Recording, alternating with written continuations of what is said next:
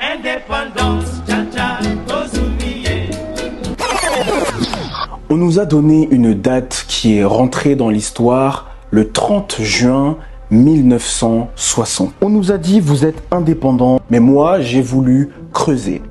J'ai voulu comprendre pourquoi 65 ans plus tard, cette indépendance en parole n'est pas du tout réaliste au sein de la RDC. RDC, 65 ans après, indépendance ou illusion n'est pas du tout une provocation, mais il s'agit plutôt d'une question que je pose et c'est une blessure que je cherche à comprendre. J'ai passé des mois et des années à comprendre la République démocratique du Congo. Je regardais des documentaires spécialement avec mon père et jusqu'aujourd'hui, j'essaie de comprendre la situation de la RDC. Je me suis donc renseigné, j'ai plongé dans des sources, dans des rapports oubliés, des livres d'historiens comme Nzongola Ntalaja, des rapports de l'ONU, des chiffres de la Banque mondiale, des témoignages, des documents déclassifiés.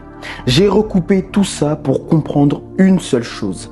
Est-ce que la RDC est vraiment un pays indépendant? Ce livre est donc un hommage pour toutes ces femmes qui subissent des violences sexuelles à l'est de la RDC. C'est un hommage pour tous les Chégués, les enfants de la rue dans la capitale Kinshasa. Et c'est aussi un miroir pour qu'on puisse se regarder en face et qu'on comprenne réellement les défis de la RDC. Je vais t'expliquer pourquoi j'ai écrit ce livre et en parallèle de ça, il y a mon roman Congo, le murmure des mains perdues qui sortira.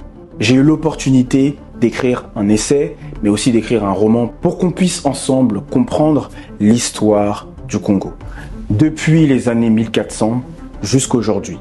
Pourquoi et comment les colons ont pénétré la nation et pourquoi aujourd'hui nous ne sommes pas réellement indépendants. RDC, 65 ans après, Indépendance ou illusion sortira très bientôt sur Amazon. Je te rappelle que je suis un auteur auto-édité et j'ai donc très besoin de ton soutien.